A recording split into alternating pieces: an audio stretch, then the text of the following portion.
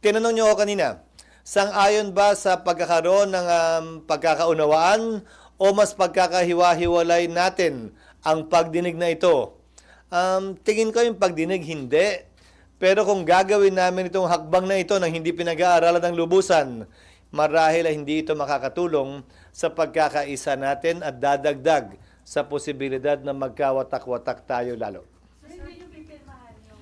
Iintayin ko muna yung legal, pero ayokong inaakusahan ng Senado na hindi nagiging patas, depende kung pipirma o hindi. Hindi nakabase yun doon. Gagawin ko pa rin palagi kung anong tama at naaayon sa batas at hindi kung ano ang pangangailangan o kagustuhan ng isa o ilang miyembro. So wala pa rin, sir, recommendation yung legal? Wala pa, nag-lunch ako tapos dumiretso na ako dito, hindi ko pa nakikita.